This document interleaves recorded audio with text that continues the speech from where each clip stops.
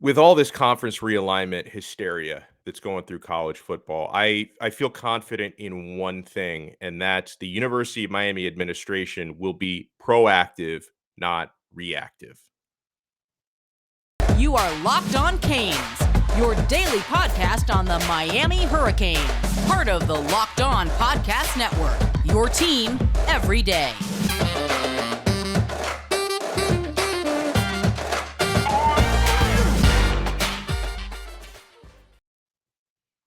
I am Alex Donno, your host. I'm a University of Miami alumnus and longtime South Florida sports radio vet, including pregame and postgame for Miami Hurricanes football. Thank you so much for making Locked On Canes your first listen today. We are available free wherever you get your podcasts and available free on YouTube. Everyone is freaking out, especially if you cheer for a team that is in the Pac-12, Big 12, and ACC right now. Everyone's freaking out about conference realignment, the next dominoes to fall. And then, as a University of Miami alumnus and mega fan of the U, I don't want to be left out. I don't want to be left out if the SEC and the Big Ten end up being the only conferences that matter. I don't want to be on the outside looking in, but I said it and I'll double down on it. I believe it. Had this been the old football administration, going back prior to December, and Blake James was the athletic director. And at the time, the university president's office was very hands-off with athletics. They're no longer hands-off with that. If this was that version of the Miami administration, folks, I'd be very worried about Miami just sitting on their hands and waiting way too long to make a decision and not wanting to rock the boat and missing out on something special. But man, I can guarantee you, folks, with Dan Radakovich at the wheel with the athletic department and with Julio Frank now having interest in the athletic department, his advisors like Rudy Fernandez, I know will be very active.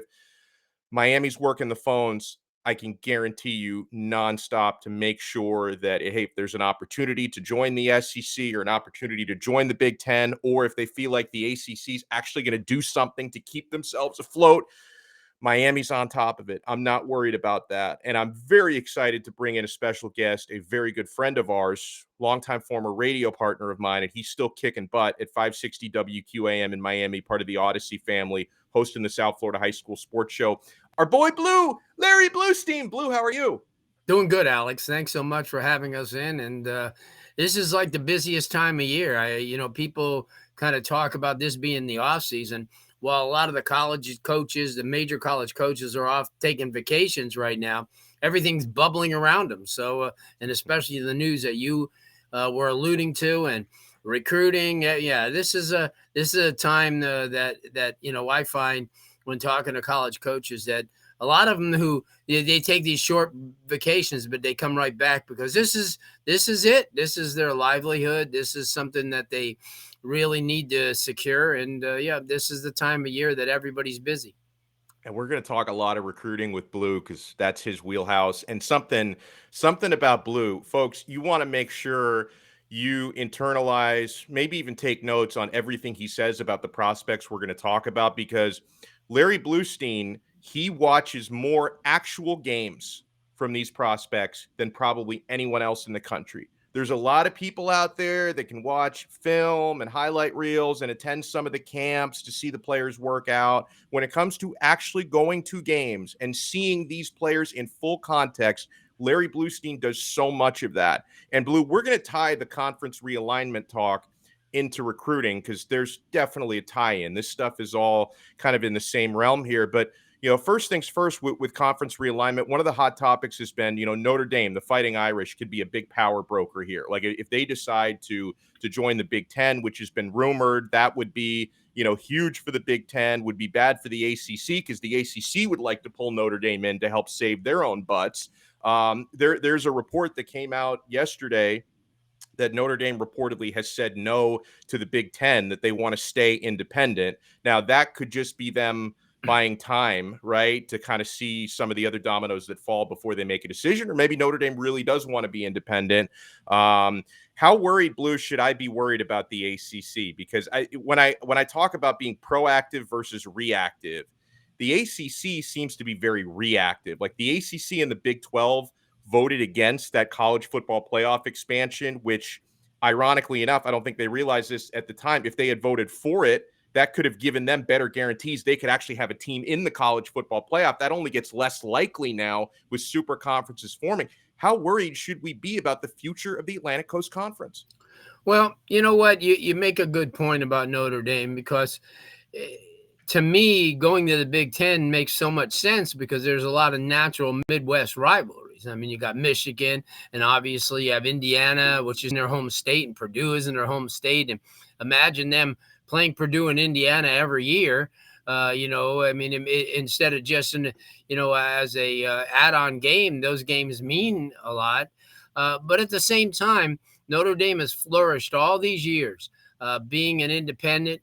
They side with the ACC because they're involved in so many of their, sports, from baseball to basketball and some of the other sports. So, and it makes sense also for them to stay because of the fact that look at all the natural rivalries they have here in the ACC with Miami. Obviously, they, playing, maybe getting to play them a little bit more. I think that will be a stipulation too. Getting a chance to play Florida State and playing North Carolina and then playing Clemson. So there's natural draws there as well. And I think the ACC will hold together because of the fact that if you look at the athletic directors in the ACC, they're all strong. They're innovative. And if things, and everything's, surrounding money, because now you had talked about Pac-10, Pac-12, whatever they are now, disbanding just because USC and UCLA have, been invited to the Big Ten. Well, think about this. You have a Big 12 that is trying to get all those teams now. So the Big 12 will be a player. And incidentally, to all you fans of football in the state of Florida, guess who signed on to be in the Big 12 for next year? UCF. So that's right.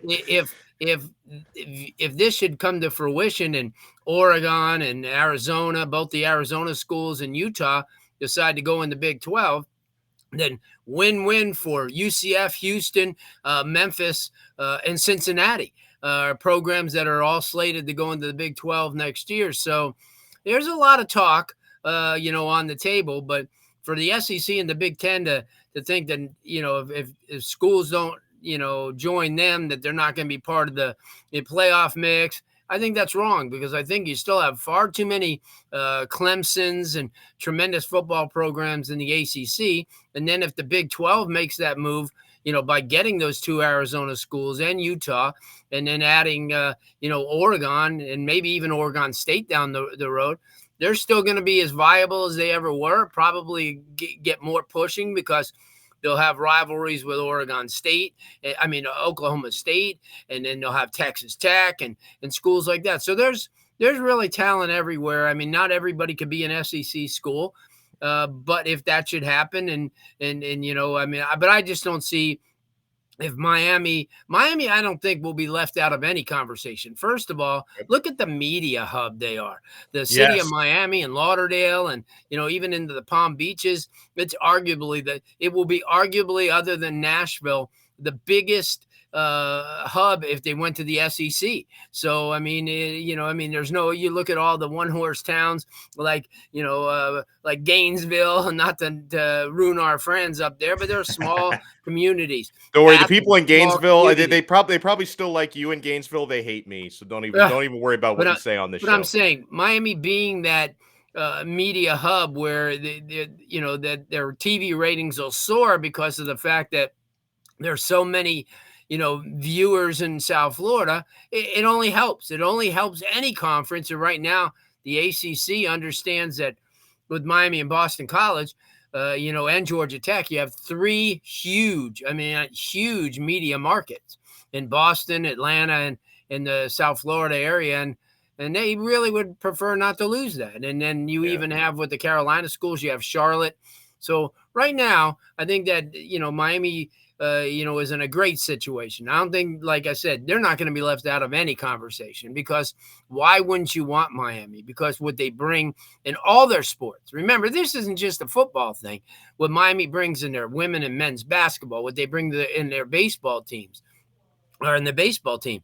this is certainly a program that would be, would be a huge piece, a centerpiece in any conference that they went to. So no, I think as a fan, if the ACC should fall apart, which I don't see, because like I said, you have three major markets that are going to keep them, and maybe even Charlotte with a fourth, to keep them afloat, more than afloat.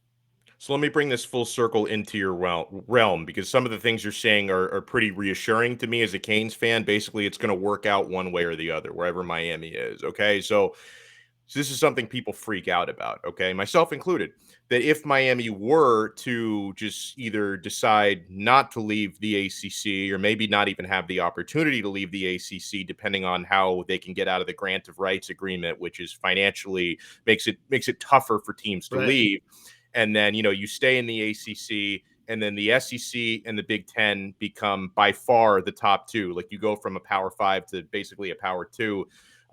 Would you be worried about that impacting recruiting? Like, would that make it tougher for Miami to be landing the blue chippers, the 4 and the 5 stars, the way they've been doing even over the past week, right? If they're in a clearly lesser conference, would you worry about the recruiting impact of that? Not really. I just think that when you win, it takes care of itself. And when let's face it, and we've said this over and over again in every program that I'm on, and even on our radio show, I try to reiterate that outside of South Florida and the little circle of Miami fans, you go to Dubuque, Iowa, or you go to Boston, Miami's still a 7-6 team in their mind. And if they're 7-6 in their mind, and they're getting all these studs right now from around the country, I don't think they'll ever have a problem from an image standpoint. That U means a whole lot. What they've done in football, especially now with Mario Cristobal pulling out all stops, I think they're one program that would be an entity that would never detract of what they're doing now. But they have to win, obviously. That's a key, and I think they'll do so. And you know how people are. They're jealous of the fact that Miami's caught fire again as far as recruiting, and saying they're going to lose all these 5 stars because they're not going to win and this and that. And I don't agree. I think that your coaching staff now and your administration and your athletic director, who has been there, done that, who is one of these guys who certainly has built programs before, and he knows what to do in all sports, and he sees the big picture. And with new facilities going up at Miami, I think this train is just starting to pull out of the station, and it's going to be tough to stop it. That is beautiful. So some of the names we're going to get into recruiting, hardcore recruiting with Larry Blustein. Some of the names we want to talk about that are getting a lot of buzz right now in terms of Miami: 4-star offensive tackle Olaus Alinen, 4-star offensive tackle Peyton Kirkland, Tommy Kinsler. We're still waiting for his announcement after decommitting from Florida. Jalen Brown, 5-star wide receiver. Jaden Wayne, 5-star defensive end who's trending to Miami. 4-star receiver Jaden Bonsu, been trending towards Miami. Just some of the names we are going to talk about right after we talk about Rock Auto. With the ever-increasing numbers of makes and models, it's now impossible for your local auto parts store to stock all the parts you need.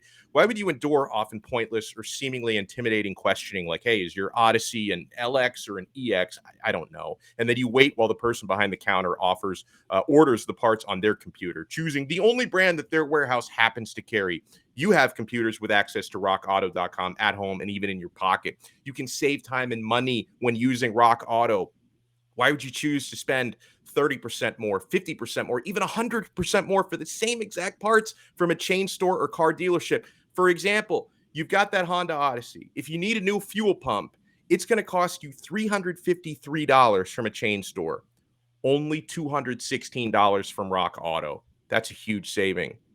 Rock Auto's prices are reliably low for every customer. Go and explore their easy-to-use website today to find the solution to your auto parts needs. Go to rockauto.com right now to see all the parts available for your car or truck. Make sure you write Locked On Canes into their How Did You Hear About Us box so they know that we sent you. Amazing selection, reliably low prices, all the parts your car will ever need. rockauto.com. Thank you so much for making Locked On Canes your first listen today. We're available free wherever you get your podcasts and available free on YouTube. And we are joined by the legend, Larry Blustein, host of the South Florida High School Sports Show. So, Blue, a lot of buzz right now when it comes to offensive tackles after Miami landed literally the biggest fish. I mean, literally and figuratively, the biggest fish when it comes to Francis Mauigoa, who committed this past Monday, 4th of July, to the U, top offensive tackle in the country. 5-star commit. And so now we're already wondering who the next offensive linemen in are going to be. And a couple of players that I see a lot of buzz for, especially with the way they're tweeting about Miami these days. And this young man, originally from Finland, plays high school ball now in Connecticut. Olaus Alinen did visit Miami not too long ago, end of June, and he's really been hyping up the U on social media. This is a 4-star offensive tackle. I know you, Blue, you've probably watched him play because you've watched everybody. What can you tell me about Olaus? Well, it's funny because I was watching a lot of film on him last week when the name was mentioned, and certainly this kid's raw in so many ways, but 6'6", 315 pounds. He moves extremely well. A very athletic kid. I mean, he comes from a different country that doesn't emphasize football, but they emphasize being athletic. And there's a lot of athletes who've come from Germany and Sweden and Holland that have never played these sports, but they certainly excel because of their athleticism. He's one of them, long arm type of guy, getting extremely strong as we speak. As you said, I mean, he's going to the Loomis Chaffee School in Connecticut right now. But, when a school like Alabama covets him, that Miami's on the right track. And certainly, he may feel that coming to a Miami with a coaching staff and with Coach Mirabel, who's been as good as you get. I mean, and he's worked extremely well. And then the opportunity to play with Francis Mauigoa. So, or at least be in that same line, because that's where Miami needs to start building a fortress. And once they do, just like in the old days with the Bryant McKinneys and such, they're going to be a force to be reckoned with. So I definitely think Olaus is a target. And his visit, from what I hear, went extremely well. So I'm excited for him and excited for Miami if they can land somebody like that. So another 4-star offensive tackle who's in the conversation. He's been in a few schools' conversations, though. Big-time prospect from Orlando, 4-star, Peyton Kirkland. Now, there was a time, weeks ago when it felt like Florida might be the team to beat for him. More recently, it's felt like Michigan State might be the team to beat for him. There's buzz, though, for Miami. And Francis Mauigoa recently tweeted to Peyton Kirkland that, he wants him blocking next to him. And then Peyton responded, said, "Let me be your left tackle." So it's like there's definitely some flirting going on between Peyton and the University of Miami. He also visited at the end of last month. And I know, given, he's in the state, I know you've watched this player personally. What can you tell me? Since the 9th grade. And I remember Coach Ronnie Wells telling me when we were up there for a camp, watching him, he goes, "Keep your eye on this kid because he's going to grow." He was showing me, some film of him in the JV level. And he says, "Wait till you see this kid because he's got so much maturing to do." And he's turned into he was 6'3", 6'2" at the time. Now he's 6'6", weighs in the 340 range, 345 range. Not fat. I mean, he's a big kid. I mean, and recently I saw him at one of the 7-on-7s when he came for the line camp with his team, because now that's what they're doing a lot. These teams go on 7-on-7s, but they also have line camps there. So everybody stays together and becomes more of a cohesive team rather than a bunch of individuals. But he moves extremely well. As I said, very athletic football player. And I mean, here's a guy that I watched on the sideline throwing the ball around. So anytime you see a lineman throwing the ball around and looking pretty good at doing it, you've got a huge advantage over anybody else. And I think and Coach Wells knows some major linemen. He's been around them all his life, and he knows as a coach that he has something special. And he called this one right on the dot. I want to circle back to the offensive line because people are like, talk about skill position, guys, talk skill position. Another player in our backyard, Blue, I know you've watched him a ton. And again, I want to emphasize Larry Blustein watches so many games. Like he doesn't judge players strictly based on the stars and the highlights and the camps. He watches so more games than anybody probably in the country. 5-star wide receiver out of Gulliver Prep in Miami, Jalen Brown. He has been trending towards the University of Miami. Miami's doing very well in the wide receiver market right now. They've already had Robbie Washington committed for a long time. Nathaniel Ray Joseph gave his verbal commit within the last couple of weeks. Jaylen Brown could be the next one and would be a big domino to fall. Blue, this is a 5-star player. What can you tell us about watching Jaylen Brown? Well, here's a kid that I've had an opportunity to watch the last 2.5, 3 years.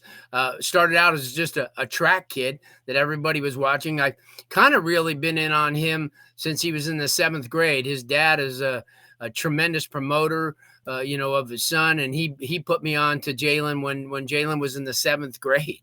So I've kind of watched his progress, him becoming, going from a track star to a football player now. And we had him on the show a couple of weeks ago on the radio show, and he talked about leadership and how much he's learned from being at Gulliver and being around some of the top athletes that they've been able to produce over the last few years. And I think the world of him. He's a really good kid, gets it done in the classroom, extremely quick, gets open, knows how to separate, which is important because that's the thing. A lot of people could be fast, but if they don't know the skill and, of being able to separate from a corner, and he's going to be an outside guy. He's not going to be a slot. So he's going to be a premier type of kid.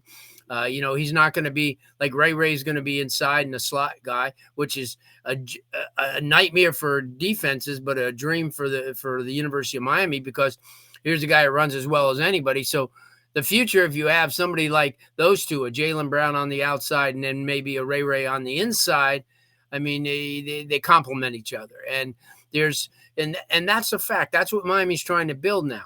They're trying to build a fortress inside with their tackles, their guard, and their center. But at the same time, if you have really quality receivers who will demand that nobody gets double covered, that's something important. You look at Alabama, and you can't double coverage any of their receivers because you're going to pay for it. So Miami's trying to create a man-to-man defense for their receivers. And once they get that, and I think with those two, there's a couple of other ones that I know that Hakeem Williams has been one of the players that they've talked about, another kind of 4-5-star basketball guy that's made a successful turn to football. And then their linebackers. Their linebacking room, their tight end room is going to be as big is going to be as important as anybody. They just in this class alone for 23, they have 3 already. Put that in, with Arroyo, who's going to be a stud of studs. And then you have Will Mallory, who I think if he puts together a healthy year, he could be as good as anybody in the country. Absolutely. All right. So keep it locked here to Locked On Canes. We still have to talk about Jaden Wayne, who's announcing this Saturday, so we don't have long to wait to find out if he's coming to the U. Jaden Bonsu, who announces later this month. I want to ask Blue about Samuel Mapemba as well from IMG Academy, because a lot of our listeners have been asking us about him. A lot of you have been asking me about Built Bar. Guys, from the people who invented healthy and tasty comes the latest gift to your taste buds. You probably tried the amazing coconut brownie chunk Built Bar, but guess what? Your friends at Built have given coconut brownie chunk the Puffs treatment. I love the Puffs, guys. That's right. The coconut brownie chunk Built Bar flavor you love in a deliciously chewy marshmallow covered in 100% real chocolate. It's like a fluffy cloud of coconut brownie goodness. But stop drooling and listen, okay? They're also good for you. Low calorie, low sugar, high protein, and all delicious. Coconut brownie chunk puffs are only here for a limited time. Go to Built.com now to make sure you don't miss out. They're going fast because they taste amazing. All Built Bars are made with collagen protein, which your body absorbs more efficiently and provides tons of health benefits. Eat something that tastes good and is good for you. And the best part about Built Puffs is, of course, they taste amazing. You can enjoy them guilt-free because they're actually good for you. They are the perfect treat, perfect for when you've got that craving. I just had one about a half hour before we started the show, and you need to satisfy your sweet tooth as well. If you need a quick, healthy snack, these are an excellent source of protein. Delicious coconut-rich sweet brownie, creamy marshmallow. Stop fantasizing and go to Built.com to order your box of coconut brownie chunk Puffs right now. Go to Built.com and use our promo code LOCKED15 for 15% off your order. Use promo code LOCKED15. And thank you for being Locked On Canes and making us your first listen every day. Available free wherever you get your podcasts. So, Blue, Miami fans, speaking of drooling over puff bars, they're drooling over Jaden Wayne, who's going to be announcing this Saturday around noon, July 9th. He's been trending towards the U. This is a player, I know he's over in Tacoma, Washington, but he is transferring to IMG. So if you haven't seen him in person, I will forgive you, given the other end of the country. I've watched a lot of highlights on Jaden Wayne. He is a monster. He looks ready to play right now. He catches passes as well in high school. He's not going to do that at the college level. He's going to be an edge rusher. But what stands out to you about Jaden Wayne? Well, his size and athleticism. He's 6'5", about 245. He gets off the edge really, really quick. He's got long arms. He's super athletic. He's quick, and he reads really well. I mean, he could read plays in the backfield because of his height. He gets a chance to see over a lot of those kids. I know that was at a different level, and now once he gets to IMG, even in practice, going against like Francis Mauigoa and players like that, and in practice, he's going to get better and better because everything's going to be elevated. When you go to IMG, like all these players have gone, even what's his name, the Riley Williams kid, the tight end. Yeah. He's going to be another one of those that are going to help him. But yeah, to answer your question, I think he's one of those guys. You get him and Samuel Mapemba, who is another defensive end type of edge rusher who's 6'4", 245. You're getting kids that are going to be 18 years old coming onto your campus. They're like a blank canvas, a talented blank canvas. You could mold and shape them, and they could make an impression because, remember, Miami's looking at defensive tackles as well. The kid Walker from Osceola, players like that. So if they can land, and remember, I think we've talked about this in the past, that schools like Georgia, schools like Alabama, schools like Ohio State have become successful on defense because of their pass rushers and because of their interior.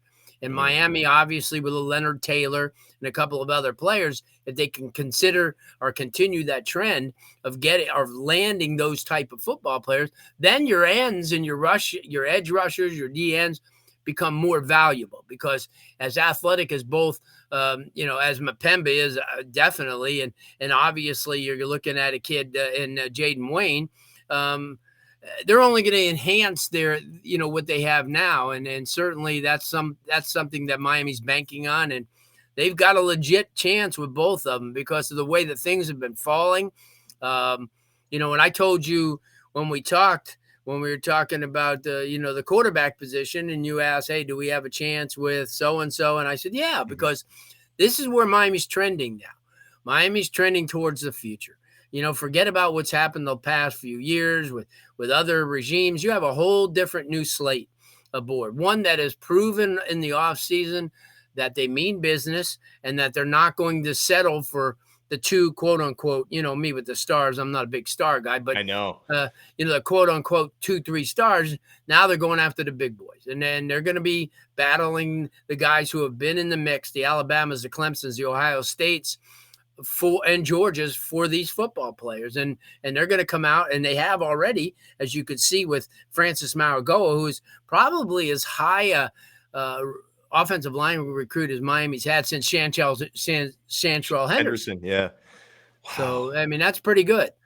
There's one more player I wanted to ask you about, and I think this is probably good news from Miami, the way things are trending, that he moved his announcement up a month. He was going to, and I said this on yesterday's episode, I was wrong because he changed it. I had it written down as an August 20 announcement. He moved it up, I think, to July 20th, and that's 4-star safety Jaden Bonsu from New Jersey. Now, given the way that suddenly all the buzz for him seems to be Miami, I think the fact that he moved his announcement up, I'm just reading the tea leaves here, it probably feels good for the U. What can you tell me about Jaden Bonsu?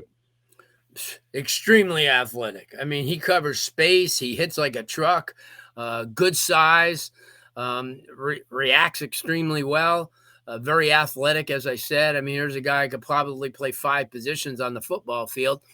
But what he brings to the table is an athletic ability, the opportunity to to maybe, maybe to be another a Williams type of player, not as big, but certainly as aggressive, and somebody that will attack you, and somebody, like I said, who could play so many different positions. And I think that what his recruitment has come down to, I think he's seen enough to the point where if you're watching the NFL draft and all of a sudden a player goes and then this other team knows exactly, I'm not waiting. This is what he's doing. I think he's pretty well sold on the fact that Miami's got the atmosphere for him, and certainly the competitive level. Remember, a lot of this stuff is all about teaching. And if you have people in place to teach, people in place to coach, a lot of these kids look at that as well, and plus Miami's not a terrible place to be throughout the entire year. I love it. And you want to make sure you follow this man on Twitter at Larry Blustein, and make sure you listen to his show Monday nights on 560 WQAM in Miami. You can get the replays on the Odyssey app. Blue, thank you so much for taking the time. Anytime, Alex. Thank you. I love it. Excellent stuff there. And guys, get more on the ACC by making Locked On ACC your second listen every day. Host Candace Cooper and the local experts of Locked On take you across the ACC in 30 minutes or less. Make Locked On ACC your second listen. Locked On ACC. We will talk to you guys again tomorrow on another episode of Locked On Canes, part of the Locked On Podcast Network. Your team every day.